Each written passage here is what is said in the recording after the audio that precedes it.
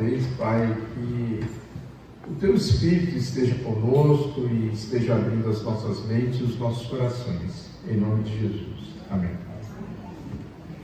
Então, a gente está falando sobre o poder e a glória desse livro tão interessante do Timothy Keller, né? E hoje a gente o título é Poder e Glória, tá? Mas assim, ele fala de conceitos políticos, sociológicos, né? Conceito de poder e, bem, a minha formação é tudo assim, finanças. Então, vou dizer assim que eu tenho certa dificuldade, né? Mas, por favor, todos que puderem participar, acrescentar alguma coisa, por favor, né? Estejam à vontade para contribuir, tá? Como é que muda isso? Do lado. Aqui? Tá. Então, assim, o primeiro ponto aqui, né, o mundo possuído, tá? O livro diz assim, que assim, a gente vai olhar alguns eventos que aconteceram, tá? E com esses eventos tentar aprender alguma coisa, fazer alguma reflexão, né? Mas acho que antes de tudo é sempre bom a gente situar, né? Esse Timothy Keller é americano, né? Então, o background dele está tudo lá, a cabeça, quando ele escreve as coisas, ele escreve como americano, e ali tem lá o bipartidarismo, né? Republicano, democratas, né? Acho que é bom a gente ter isso na cabeça à medida que a gente vai avançando, né? Então, ele traz aqui, assim, muitas vezes, né, os movimentos políticos, na essência, ele é bonito, né? E isso acaba mascarando, enganando muita gente, enganando o povo inteiro, né? Então, no nazismo, né, era bonito dizer assim, olha, a gente tem um amor profundo pelo nosso país, pelo nosso povo, né? Então, nessa busca do amor pelo povo e do amor pela pátria, só que assim, a gente viu para onde foi o nazismo, né? Agora, o pior de tudo é assim, todo um povo, toda uma população de gente instruída, de gente inteligente, eles compraram essa ideia, né? E não sei quando eles perceberam a loucura e a atrocidade de tudo que aconteceu, né? Então vamos guardar isso, né? A Revolução Cultural, né, de 1966 a 76, também, nossa, eu estou vendo o Miro aí, a gente toma um café, a gente fica falando dessas coisas. Então, Miro, se você tiver alguma coisa para contribuir, por favor, né? Então, assim, quando na Revolução Cultural eles falaram que ia brigar por uma sociedade mais justa, né, implantou o comunismo, 70 milhões de pessoas perderam a vida, né? Que loucura, né? E a Revolução Cultural deu certo, fez um sucesso e o país se tornou comunista de fato. Então, assim, quando você fala de Revolução Francesa, ele sempre vem, né? Uma coisa bonita, né? Assim, olha, a gente está falando de liberdade e da igualdade, né? É um marco aqui da civilização ocidental, a Revolução Francesa, não é? Então, é claro que teve muita mudança boa, no sentido de mudar todo aquele status quo, né? De quem tinha poder, de quem tinha riquezas dominando, explorando o povo. Então, assim, liberdade e da igualdade é bonito, né? Só que teve aquela época, né, o reinado de terror, que durou pelo menos 2 anos ali, e aí todo mundo era perseguido, né? Quem era religioso, quem tinha algum bem. Se ele cheirasse assim, olha, esse cara é contra a revolução, ele ia para a Inquisição, ele ia para a guilhotina, né? Então, naquela época, o que foi de guilhotina, né? O que teve pessoas guilhotinadas, né? Então foi perseguição religiosa, né? Guerras civis, execução na guilhotina, né? A Revolução Francesa perdurou por uns 10 anos, mas nesse ano de 1792 a 94 foi terrível, foi terrível. Então, assim, você vê assim, tá bom, por trás, né, quando você fala de liberdade, de igualdade, por trás, sim, tem uma coisa bonita, né? Mas a gente tem que tomar cuidado, assim, a que custo você vai brigar por aquilo que você acredita, né?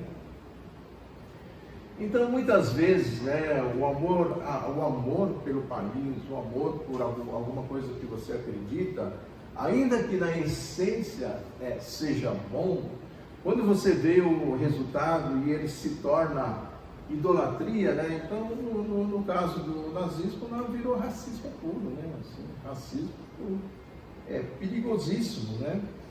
Então, assim, esse amor, essa idolatria, aquilo que você acredita, né? Amor pelo povo é bonito, amor pela pátria é bonito, mas isso pode desencadear um monte de coisa que não tem nada a ver com a vontade de Deus, né? Então, esse é o alerta, a reflexão que fica, né? E aí a gente vai, assim, seguir um pouco, né? Assim, então, aqui é que eu falei assim, ó, lembre-se, a gente está falando de um americano, tá? Que tem lá o bipartidarismo ali, e assim, nesse contexto que ele está escrevendo, né? Mas assim, ele serve para a gente, e esse livro foi escrito em 2009, 2010, né? E ele parece tão atual, parece que foi escrito para hoje, né? Tipo assim, eu fiquei lendo e falei, nossa, parece que esse cara escreveu com a situação de hoje, né? Mas não, foi escrito em 2009, né? Então, assim, a gente está tendo uma tendência dos líderes políticos ser olhados como redentores, como a salvação de tudo, não é? Messias, é verdade, Messias, né? Messias. mito. Piada que está no nome, né? Então, assim, ó, líderes políticos como redentores, né? Doutrina política como algo próximo à doutrina da salvação. Parece que aquilo é a panaceia da salvação, uma doutrina política, né? Ativismo político se torna algo como religião. Então, assim, o pior é que isso é uma verdade, tá? Aí eu trabalho lá no Banco Central. Gente, eu vejo coisa que eu nunca vi, assim, não estou acostumado a ver, assim, pessoas brigando mesmo, brigando. Teve um evento lá que eu assisti que eu não acreditei. 2 marmanjos se levantaram assim,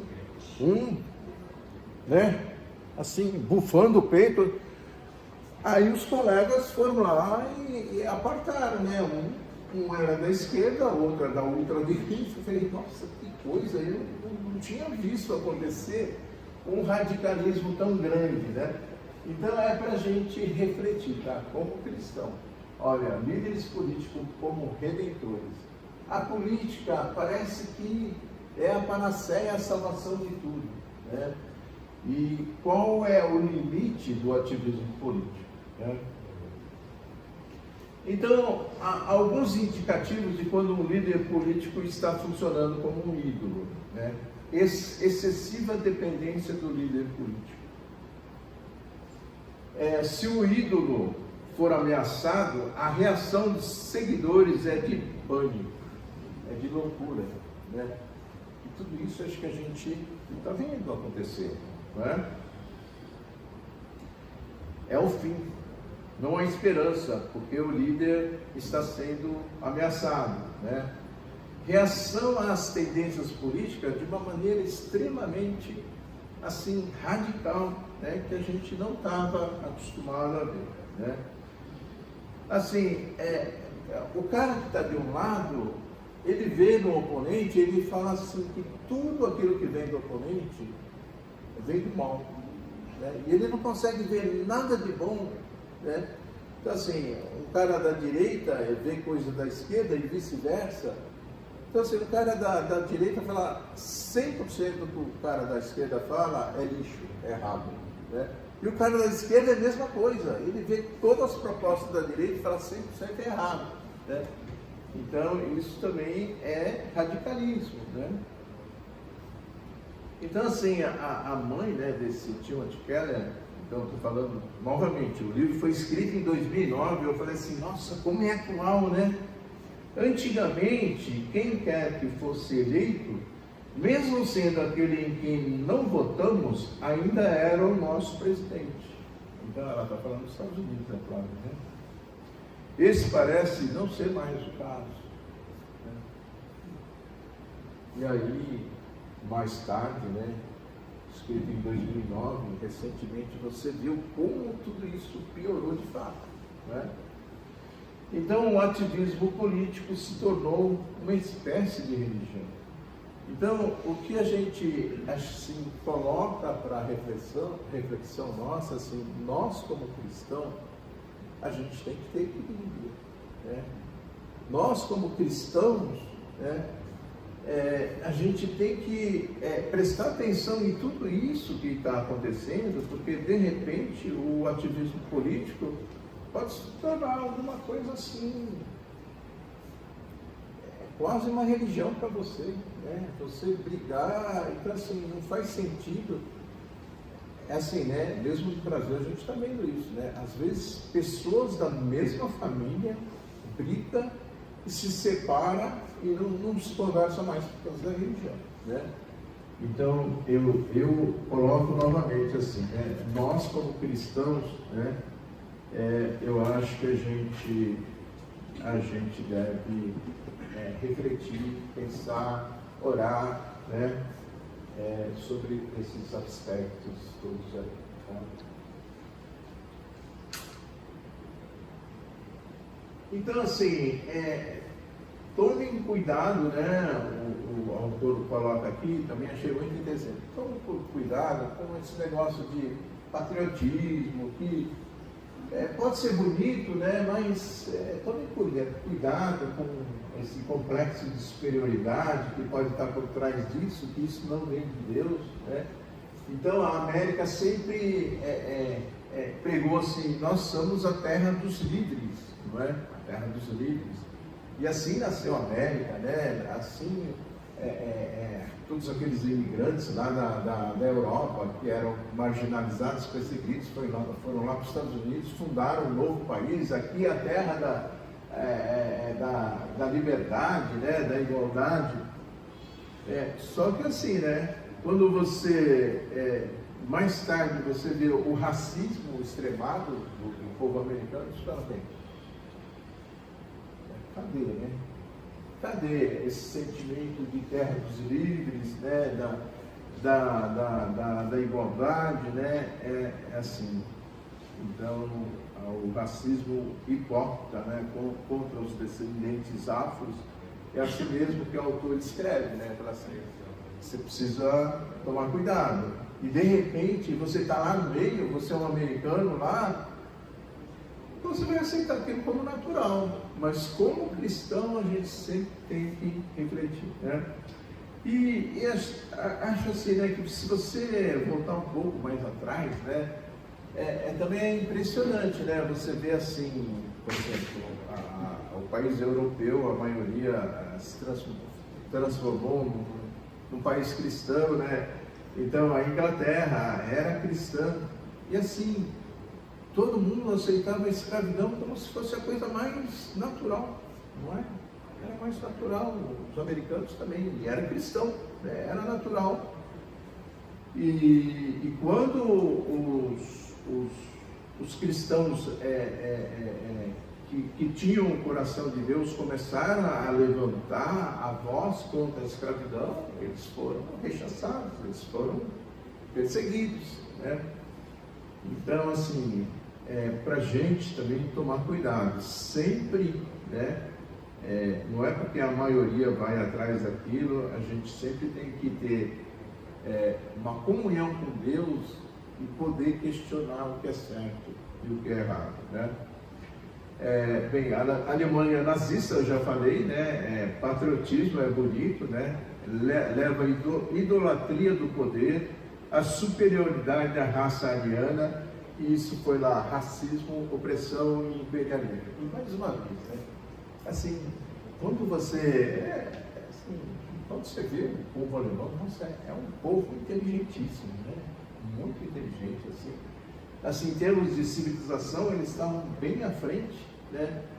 E, no entanto, eles foram, assim, cegados por essa visão, né? E eles acreditavam mesmo, né? Porque o Hitler falava aí da raça ariana, e eles acreditavam, e ele tinha todo o apoio, né? O Hitler, né? Então, assim, como a gente está sujeito a ser manipulado também, né? Bem, aí não preciso nem falar, né, a invasão da Ucrânia pela Rússia, né? O povo russo aprovou a anexação da Crimeia em 2014, né? Então, desde a queda lá, né, do Império, né, em 1990, aos poucos, né, esse Putin, acho que está lá com a cabeça dele de voltar àquela época antes, né, de 1990, e de alguma forma, né, nesse momento a gente não sabe, mas quando ele anexou a Crimeia em 2014, o povo apoiou, a popularidade dele aumentou, não é? Então, assim, mais uma vez, né, se a gente fosse um russo, acho que a gente sempre tem que estar com o coração voltado para Deus, para questionar se o que está acontecendo de fato, né, vem do coração de Deus. E assim, né, porque eu trouxe a invasão do Iraque não estava no livro, não, tá? Nem da Ucrânia. Eu trouxe só para trazer uma coisa mais contemporânea, né? Mas assim, bem, você fala da Rússia, mas os Estados Unidos lá no Iraque em 2003, né? A alegação é assim, olha, aquele país possui armas químicas, vamos acabar, porque senão é perigosíssimo, né?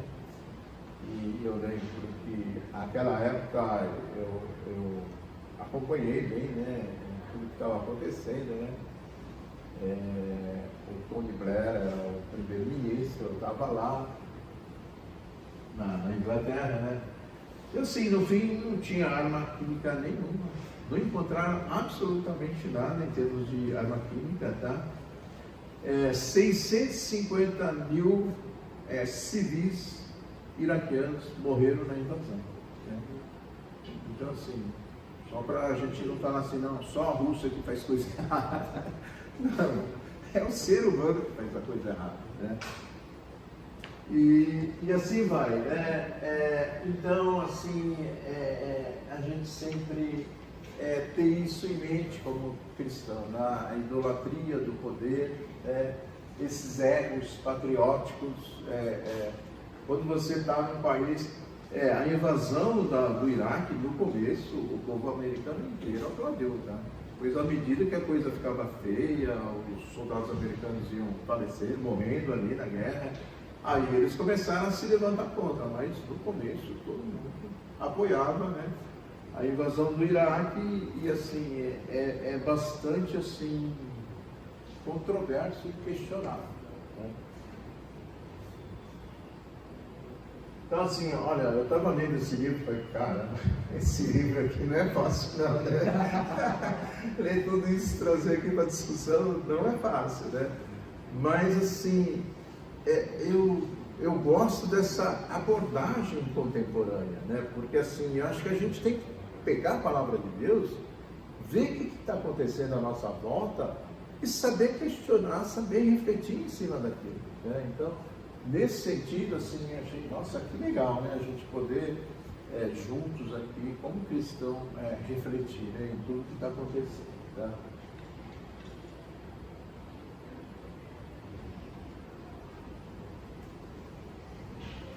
aqui a ideologia como um ídolo, né? Então, quando você fala essa palavra ideologia, tá?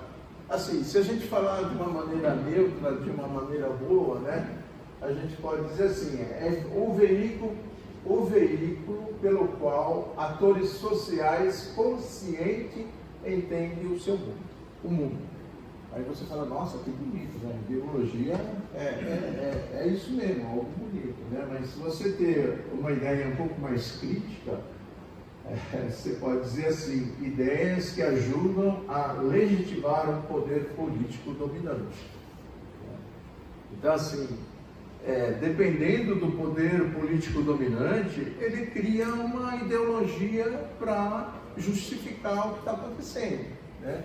E é sempre assim. Então tem um poder instituído, ele tem uma ideologia. Aí de repente chega uma nova classe que está emergindo, com poder econômico maior e tal. De repente muda-se, né, o eixo do poder, aí ele cria uma nova ideologia e isso justifica, né, a política do poder, os interesses e a política do poder dominante. Então assim, a ideologia a gente tem que também, como cristão, eu acho que a gente tem que tomar cuidado, a gente tem que refletir sempre na palavra de Deus e por trás da ideologia a gente ter essa capacidade de ver assim, onde é que está Deus? Onde é que está a vontade de Deus aqui no meio desse palavreado, né? Então assim, o comunismo como ideologia fracassou, né? Bem, eu tenho um pouco mais de idade do que a maioria de vocês, né? Então, quando eu estudava lá na GB, cara, todos, não vou dizer todos, mas 70% dos professores eram da esquerda, né?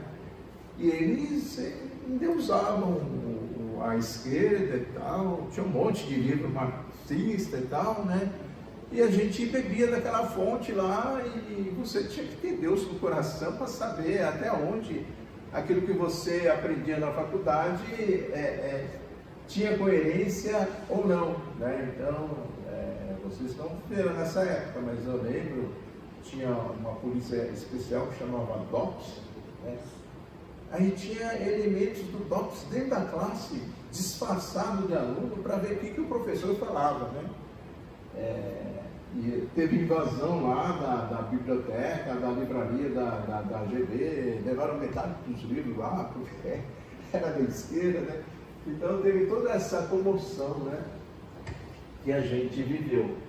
Mas assim, o comunismo como ideologia, né, acho que o Muro de Berlim, a queda do Muro de Berlim, de repente assim, acho que foi o ponto assim, máximo ali, de que o comunismo era uma coisa que não deu certo.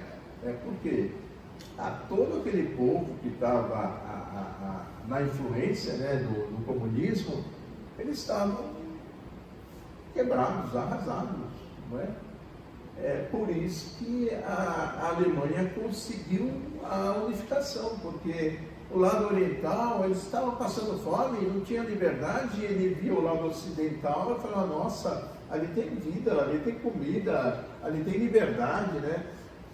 E o Império Soviético lá enfraquecido, não teve como segurar, e vários outros países ali se libertaram do Império Russo, né? Mas ali foi a queda do Muro de Berlim, foi um marco ali que mostrou para o mundo inteiro assim, olha, o comunismo realmente não é a solução.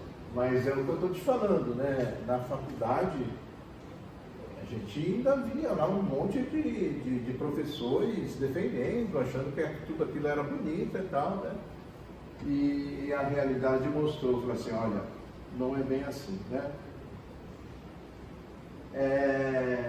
E assim, então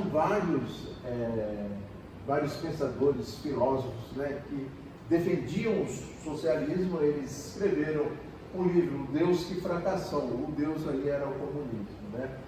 E então essas promessas absolutas, né, e assim, exigia-se um comprometimento total da sua vida, a causa comunista, tudo isso foi quebrado, né? Mas a gente sempre traz o contraponto também. Não tem nenhum lado certo nem errado, né?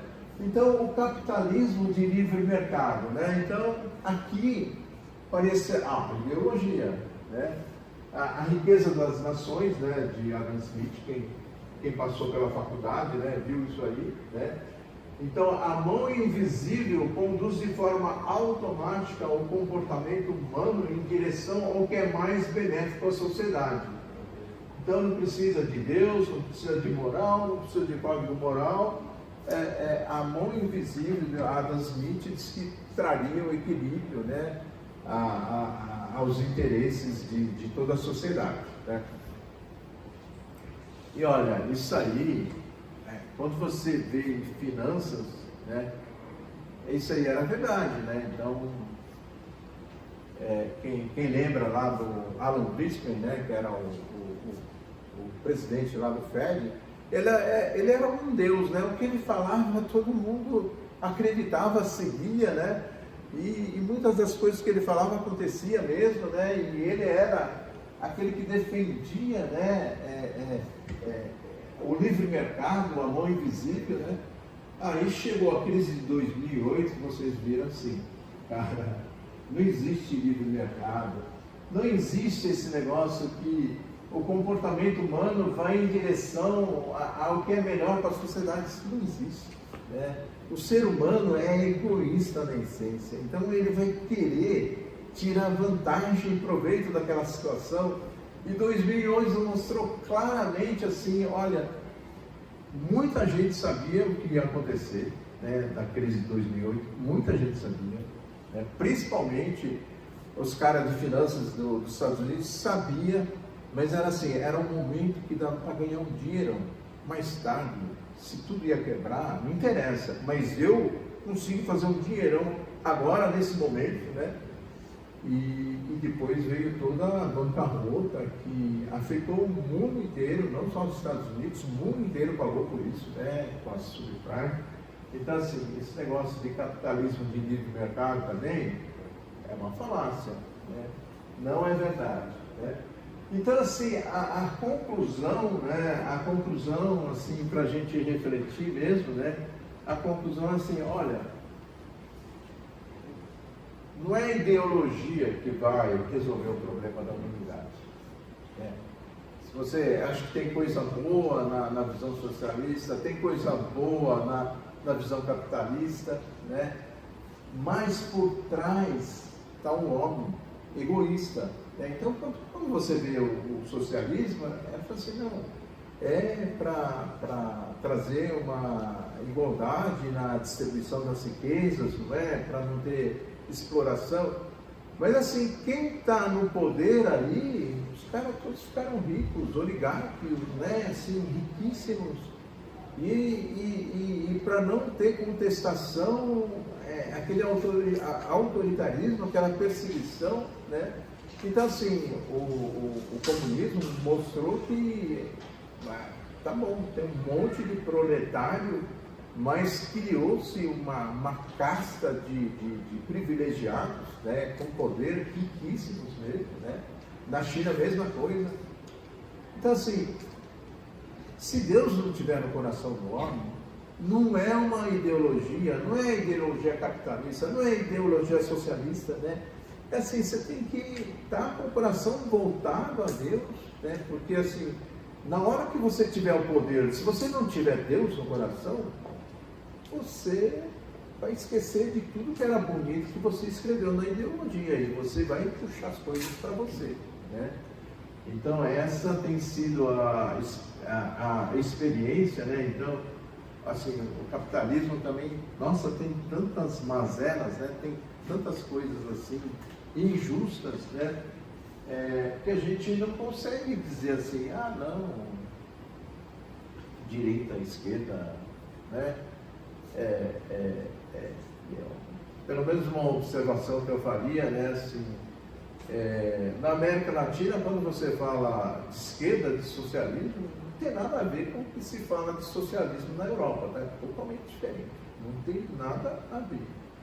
Então eu diria assim, se eu pensar no socialismo da América Latina e da Europa, eu falo, não se conversa, não tem nada a ver, né? Porque da América Latina não vejo nada de... não vejo nada assim, eu vejo poder, querer estar no poder, manipular as pessoas, né? Então eu não vejo nada de socialismo na América Latina, né? De quem acaba tendo o poder pela bandeira deles, tá?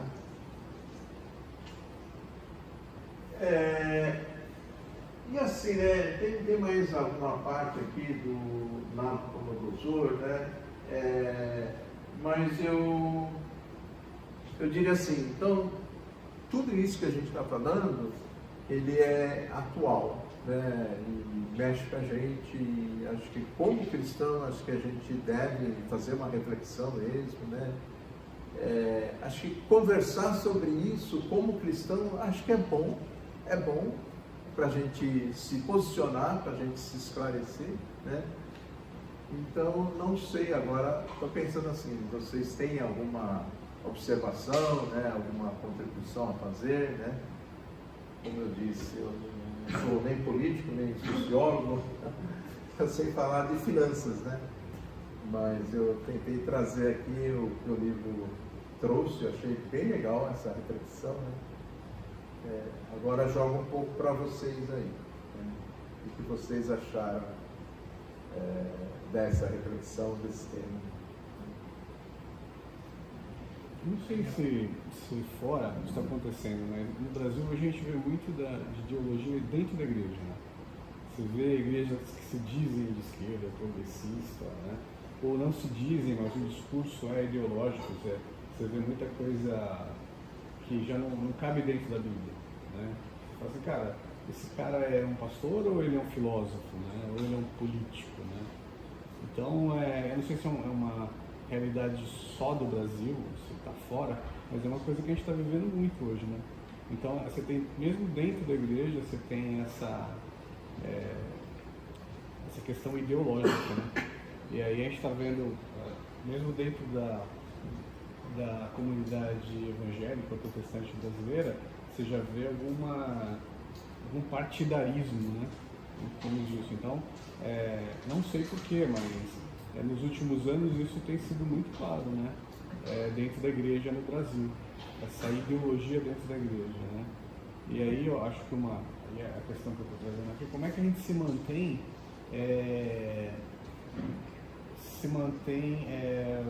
fora disso, limpo disso, né?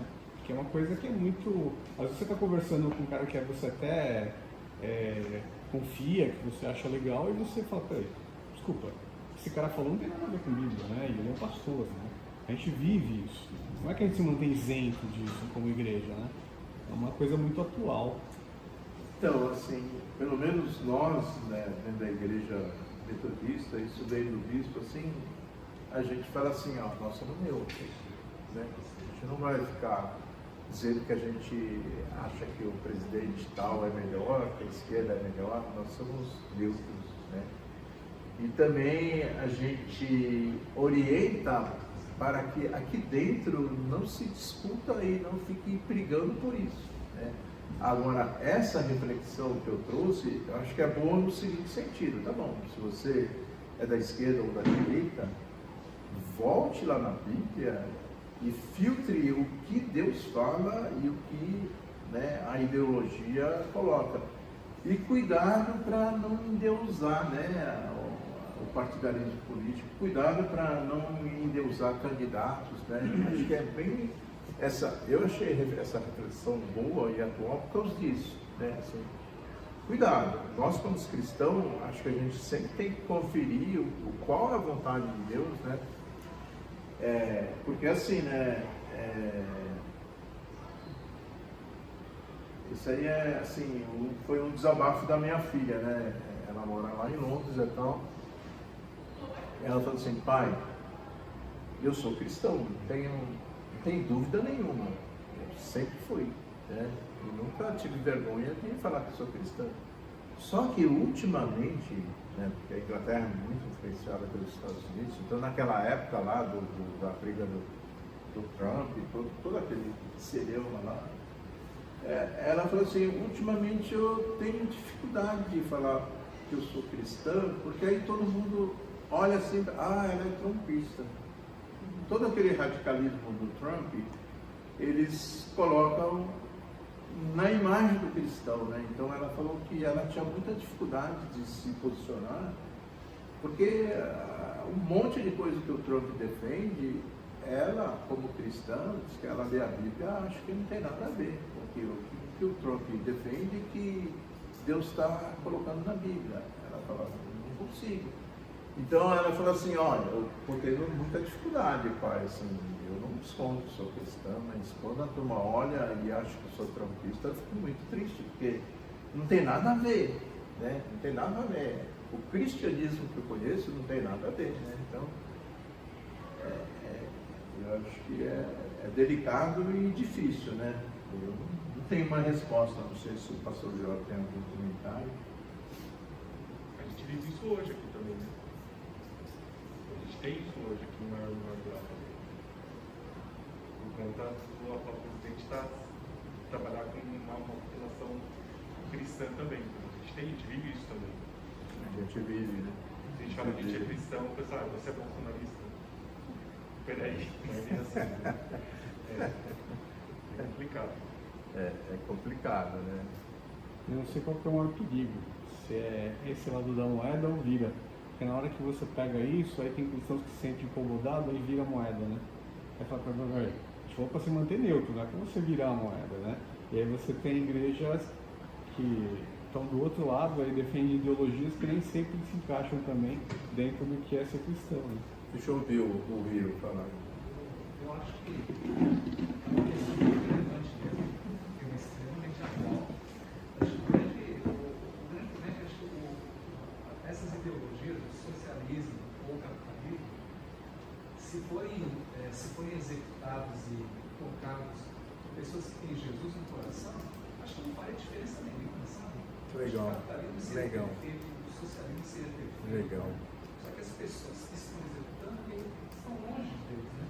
Acho que o que o Tim Keller está falando é isso, de como a sociedade moderna está longe de Deus. Então, toda a nossa interpretação em relação a como a gente tem que organizar, né, o país ou as economias está muito distorcido, né?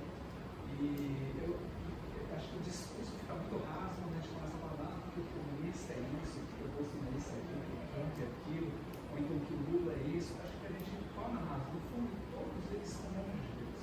O Donald Trump, o Lula, o Bolsonaro, eu acho que assim, não importa a bandeira que eles estão usando, a gente não pode confundir o que está no coração desses homens aí e quais são as bandeiras que eles estão criando. Eu vejo que os jovens hoje, o que acontece com os jovens? Eles olham muito a bandeira, né? Mas aqui está incluindo a bandeira de igualdade entre as etnias, dar oportunidade para as etnias que talvez estejam oprimidas. E é um discurso muito atuante, né?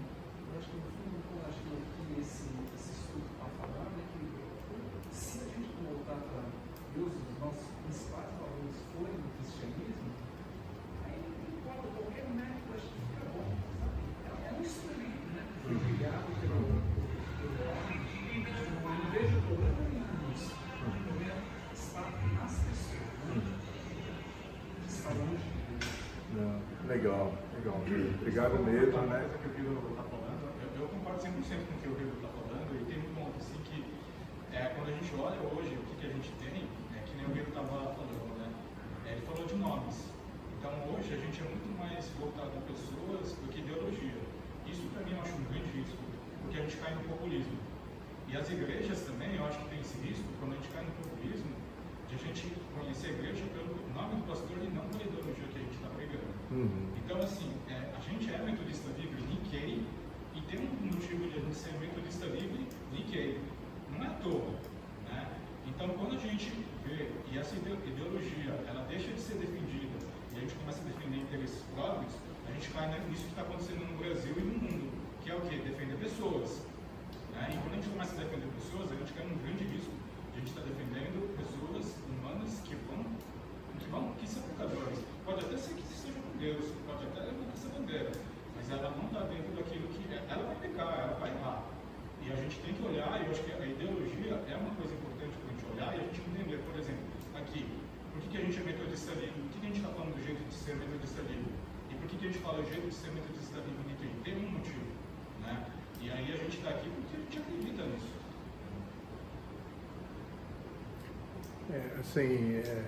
Quando eu vivi lá na Inglaterra, o partido que estava no poder era o Labour, né?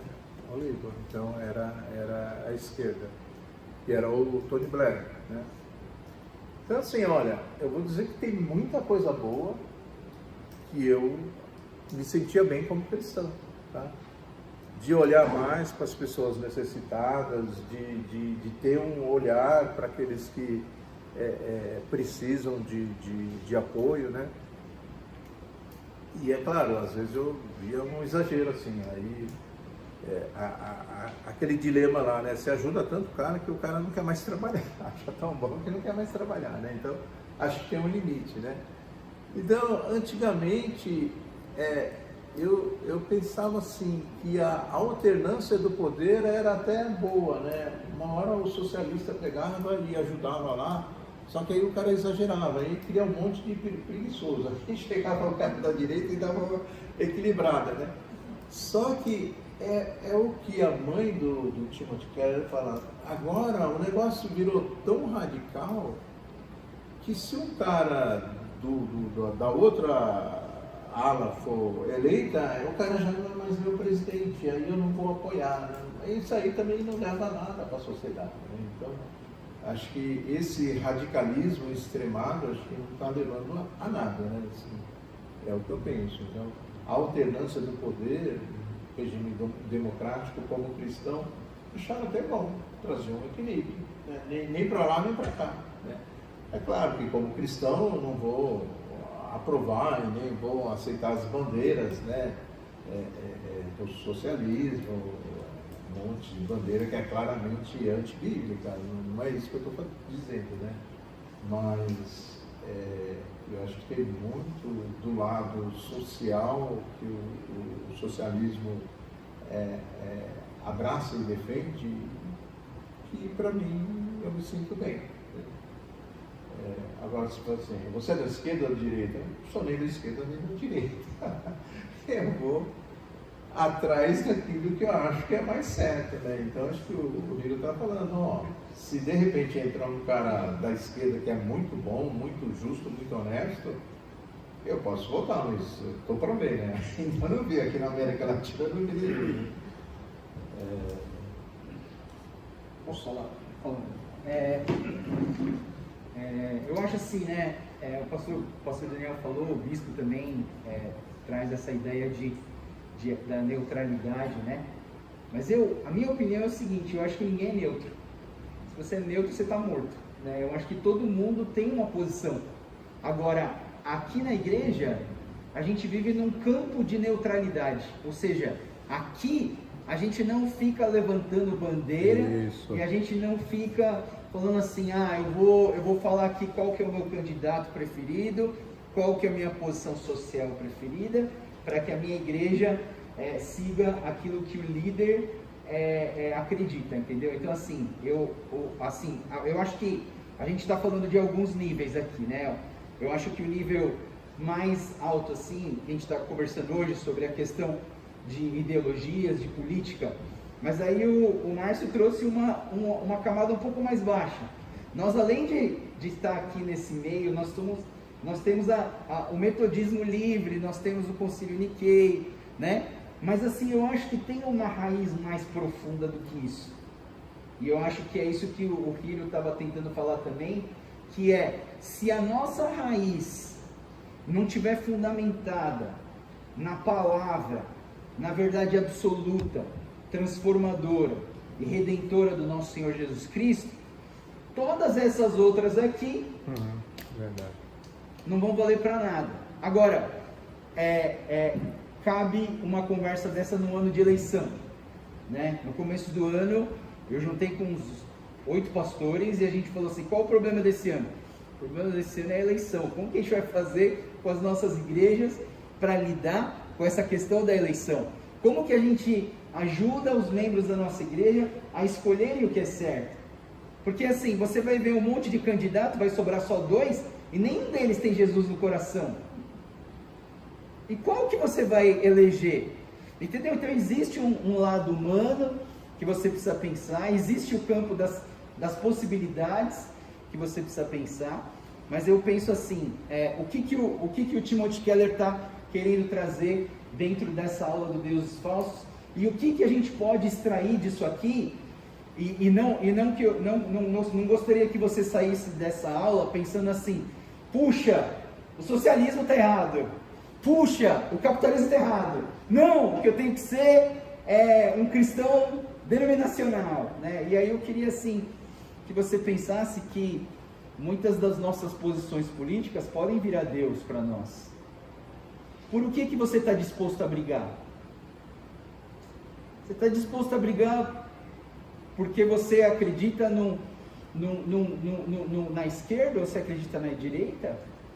Ou você está disposto a brigar contra a sua carne, que te leva a um distanciamento de Deus? O que você ama mais? Falar sobre a sua política que você acredita, falar sobre a sua denominação que você acredita, ou falar sobre o Jesus que transforma a sua vida? Sabe, o que eu queria assim que a gente pudesse pensar, né, que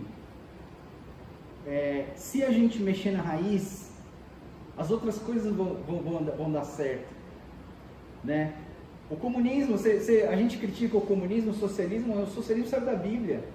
Os caras olharam para Atos 2 e o começo da igreja e falaram, tudo tem que ser partido, todo mundo tem que viver junto, tudo tem que ser comum, o que é meu é teu, e se você estiver passando mal, eu vou te ajudar. Você entende? Só que eles não leram até o final. Porque no capítulo 5, isso é no capítulo 2, no capítulo 5, Ananias e Safiras corrompem o comunismo. Eles corrompem, eles pegam metade para eles e não falam o que vai dar para Deus. E os caras caem mortos por causa da corrupção. Graças a Deus isso não acontece mais, né? O cemitério está cheio. Mas o que eu queria que a gente pudesse talvez sair daqui e pensar assim, como que está a sua raiz? Como que está a sua essência em Cristo Jesus? Porque é ela que vai dar direção para todas as outras coisas. Se você quer votar bem, se você quer ser um bom cristão na sua igreja, se você quer construir uma boa denominação, invista na sua raiz. Esteja preparado. Use a armadura de Deus. Se envolva na igreja. Participe do jejum. Participe da oração. Participe da leitura da palavra. O que a gente está oferecendo para a igreja é aquilo que vai mexer na nossa raiz. E mexendo na nossa raiz, o que vai vir para cima vai ser bom. Vai ser bom, né? Seja para o lado esquerdo, seja para o lado direito, seja nessa denominação, seja numa outra, seja nessa igreja, seja numa outra. Se a sua raiz estiver no lugar certo, numa verdade absoluta, se a sua casa está construída sobre a rocha, você não precisa se preocupar com o que vai ser em cima, se sua casa vai ter 2 andares, 3 andares, 4 andares, se ela vai ser larga, se ela vai ser curta, se ela vai ser vermelha ou se ela vai ser azul. Se o seu fundamento está na rocha... O Timothy Keller, eu não falei, né, mas ele, aqui nos comentários dele, ele fala assim, que como o homem não tem Deus, quando você não tem Deus, você pega essa ideologia e partidarismo e coloca ele como Deus, e aquilo se torna mais importante do que Deus. Aí fica esse radicalismo, mas se ele tivesse Deus no coração, isso aí não aconteceria dessa forma. E aí a pergunta é, o que está no seu coração hoje? Sai daqui com essa reflexão. O que está no seu coração hoje? O que tem dirigido a sua vida hoje? Né? porque isso é uma das coisas mais importantes que a gente tem para falar. A gente não está aqui para defender uma posição política, a gente não está aqui... eu tenho a minha posição política, o Daniel tem a posição política dele, tenho certeza. Então nós não somos neutros nesse sentido de, não, pode me anular que eu não. Não é assim. Nós temos uma posição política, mas aqui na igreja nós vivemos num campo de neutralidade, onde todos são aceitos, onde todos são amados. Isso. E aqui só uma coisa que eu aprendi essa semana, né? Que é uma coisa que eu tenho vivido. Aqui na igreja, eu olho para todos vocês, para mim todo mundo é trigo. A Bíblia fala que existe o trigo e o joio, né? E o joio está no meio do trigo. Para mim, todos vocês são trigo. Eu nunca vou olhar vocês como joio. Por quê? Porque o dia que eu falar assim, aquele ali é joio. Aquele ali já era. Aquele lá tá fora. Aquele ali, fora da igreja é o Raimundo. Um pé na igreja, um pé no mundo. Sabe? Nós como líderes, a gente nunca vai olhar vocês como joio. Pra gente, vocês são todos trigos, a gente vai investir no trigo, a gente vai depositar nossa vida no trigo e a gente não vai criar mecanismos anti-Judas. Assim, se você é da direita ou da esquerda ou vice-versa, não olhe quem pensa diferente de você como inimigo. Né? E nem fique criticando. Principalmente aqui. Às vezes acontece assim. Tem gente que sai da igreja porque não abraça a ideologia da maioria e é criticado. Né? Então acho que isso não pode acontecer dentro da igreja. Isso não pode acontecer. Né? A gente tem que amar. Não, e daí? É da esquerda, é da direita? Eu acho que como cristão, acho que a gente não pode